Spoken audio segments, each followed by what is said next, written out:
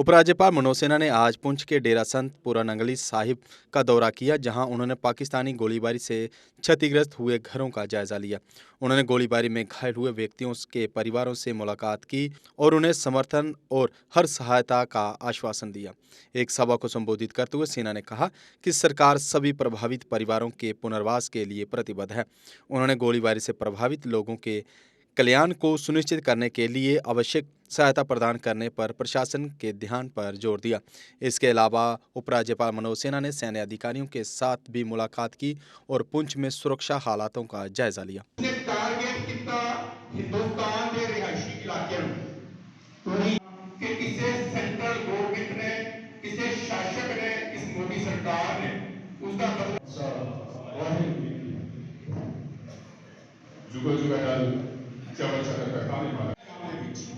जो पाकिस्तानी मिलिटेंटा ने जो एक बहुत बड़ा एक बाहरले देश जय साहब हवलदार अभिषेक सिंह बाला बिहार।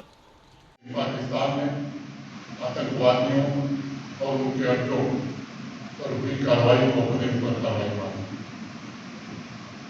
और फिर 6-7 की रात को ही 1 बजे रात के बाद लगता है 1:30 बजे के आसपास सबसे ज़्यादा प्रभावित पुंछ साहब और पुंछ है। जम्मू कश्मीर के विशेष रूप से सबसे ज़्यादा तबाही पुंछ में हुई, जो भी पूरी सेक्टर तमिलनाडु केरल हमने अनेक बहुमूल्य जाने गंवाए। हेडक्वार्टर्स पुंछ में उपस्थित सभी सेना के हमारे अधिकारी, बहादुर जवानों तथा बीएसएफ के भी हमारे साथी, जम्मू कश्मीर के मुख्य सचिव श्री अटल डुल्लू जी, यहाँ के डिविजनल कमिश्नर श्री भीमसेन टूटी जी, पुंछ जिले के हमारे DC, SSP, DIG, chief secretary Shri Atal Dulloo ji, Jammu के डिविजनल कमिश्नर श्री रमेश कुमार जी, भीमसेन टूटी जी, जो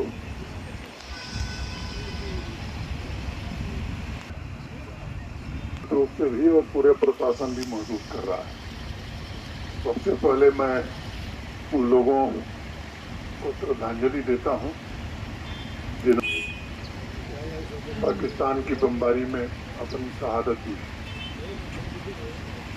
अनेक लोग घायल हुए। जम्मू कश्मीर प्रशासन ने तत्परता के साथ उनका समुचित इलाज हो इसका इंतजाम किया और ईश्वर की कृपा से घायल लोगों में लगभग सभी लोग ठीक हैं, ठीक होने की दिशा में। ये बात सच है कि मौत का कोई मुआवजा नहीं होता है। इन परिवारों ने अपने परिजन खोए हैं, उनका दर्द आसानी से समझा जा सकता है। ईश्वर के अलावा दूसरी कोई ताकत नहीं है जो उनको वापस ला सके। लेकिन एक संवेदनशील प्रशासन के नाते ये कोशिश जरूर हो रही है कि आपके दुख में प्रशासन पूरी तरह भागीदार रहे, आपके दुख को कैसे कम करे। भारत सरकार भी, जम्मू कश्मीर सरकार भी, दोनों मिलकर के लोगों के पुनर्वास और उनकी मदद में आगे आई है। मुझे बताया गया है कि जो मृतक थे उनके परिजनों को, उनके परिवार को 16 लाख रुपए वितरित कर दिए गए हैं। जो घायल थे उनको भी जो अनुमन्य सहायता है वो दे दी गई है। आज एक बड़ा फैसला हम लोगों ने किया है कि जो भी जम्मू कश्मीर में पाकिस्तान की गोलीबारी में शहीद हुए हैं उनके परिवार के एक सदस्य को सरकारी नौकरी जल्द से जल्द दी जाएगी। सेलिंग में ढेर सारे घरों को नुकसान हुआ है, व्यावसायिक प्रतिष्ठानों को नुकसान हुआ है। मैं केवल आपसे यही कह सकता हूं कि भारत के माननीय प्रधानमंत्री जी, आदरणीय गृह मंत्री जी, सबने भरोसा दिया है। प्रशासन उस काम में जुटा है। उसके किसका कितना नुकसान हुआ इसका विवरण बनाया जा रहा है। एक बार विवरण बन जाएगा तो रिटेशन का पक्का इंतजाम किया जाएगा। नई जो परिस्थिति पैदा हुई है पड़ गए या अब दूसरे स्थानों पर भी बंकर की जरूरत महसूस की जा रही है। तो इसका भी फैसला हुआ है कि बड़ी मात्रा में इंडिविजुअल बंकर भी और कम्युनिटी बंकर भी, क्योंकि पुंछ शहर में हमें कम्युनिटी बंकर बनाना ही होगा। तो इसे भी सिक्योरिटी रिलेटेड एक्सपेंडिचर, सुरक्षा से संबंधित व्यय के अंतर्गत इस काम को भी जल्द प्रशासन हाथ में लेगा और बड़े पैमाने पर बंकर निर्माण का काम जम्मू कश्मीर प्रशासन करेगा। मैं अपने प्रशासन के साथियों का भी आभारी हूँ। इस बमबारी में, गोलीबारी में भी हमने एक अपना बहादुर साथी खो दिया रजौरी में। बावजूद इसके प्रशासन के हमारे सभी कर्मचारी और अधिकारी दिन रात आवाम की खिदमत में खड़े रहे। मैं समझता हूँ ये हम सबके लिए गर्व का विषय है। पुंछ के लोगों पर हमें नहीं, पूरे देश को गर्व है। जिस तरह से आप बहादुरी से खड़े थे, सेना का मनोबल बढ़ा रहे थे, उसकी जितनी भी तारीफ की जाए वो कम है। आप सब जानते हैं कि 22 अप्रैल को बैसरन घाटी में पहलगांव के पास 26 निर्दोष लोगों की निर्मम ढंग से हत्या की गई है पाकिस्तान द्वारा भेजे गए आतंकवादियों। पूरे देश में एक उबाल था, आक्रोश था और भारत सरकार ने और माननीय प्रधानमंत्री जी ने ये कई बात कही। ये जो हमारे निर्दोष लोग मारे गए जिन आतंकवादियों ने और उनके जिन आकाओं ने ये घृणित काम किया है, उन्हें ऐसा सबक सिखाया जाएगा कि कभी उन्होंने कल्पना नहीं की होगी। भारत एक शांतिप्रिय देश है, आज दुनिया की 5वीं बड़ी अर्थव्यवस्था बन गया है और हम विकसित भारत की ओर बढ़ रहे हैं।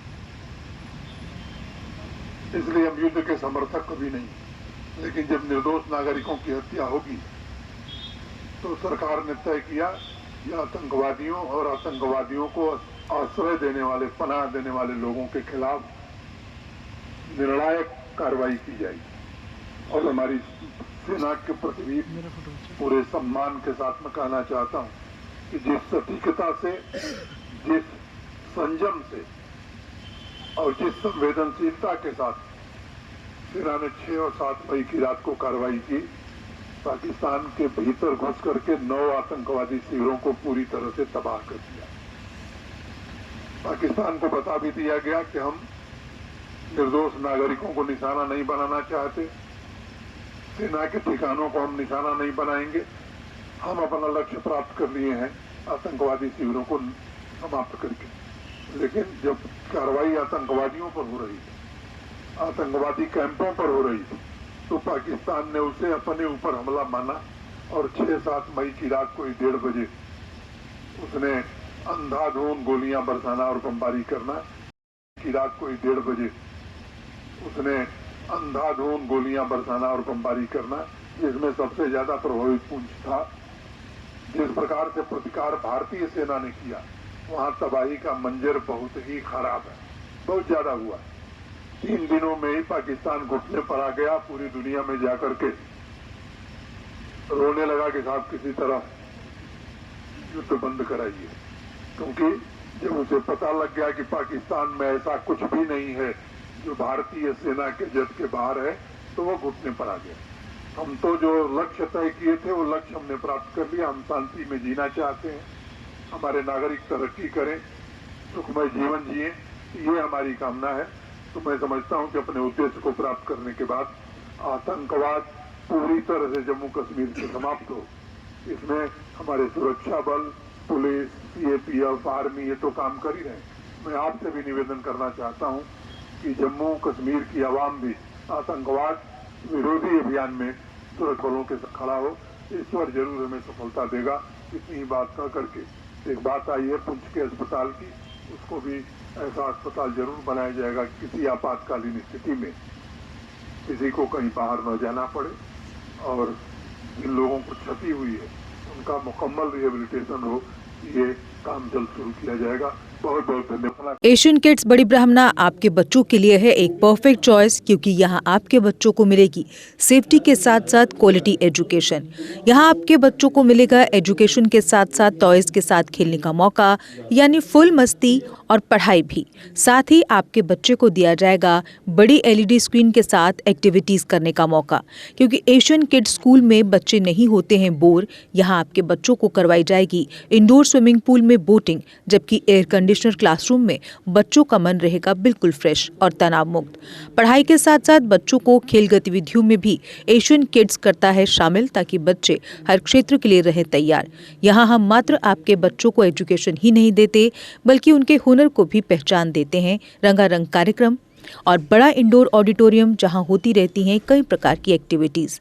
हम आपके बच्चों को एक सोल्जर की तरह भविष्य की चुनौतियों के लिए करते हैं तैयार, जबकि हर क्षेत्र से आपके बच्चों को स्कूल तक लाने के लिए हमारे पास है बेहतरीन ट्रांसपोर्ट फैसिलिटीज। और आपके बच्चे की सुरक्षा को देखते हुए पूरे स्कूल परिसर को CCTV सर्विलांस से किया गया है लैस, ताकि आप पूरी तरह से तनाव मुक्त होकर बच्चों को शिक्षा लेने दें। तो फिर किस बात की है देर, आज ही एशियन किड्स में विजिट करें, क्योंकि हमारे यहाँ एडमिशन ओपन हो चुके हैं और लिमिटेड सीट्स ही अवेलेबल है। हमारा पता है Asian kids near Bharti public school, Bari Brahmana. Mobile number 7006135171 9149725087। मैं managing director Asian kids fresher बच्चों के पेरेंट्स से खास तौर पर अपील करना चाहूँगा कि वो अपने बच्चों की एडमिशन कराने से पहले एक बार एशियन किड्स जरूर विजिट करें, आपको अच्छा लगेगा। थैंक यू, धन्यवाद। जम्मू कश्मीर की खबरों के लिए जुड़े रहिए GK अपडेट के साथ।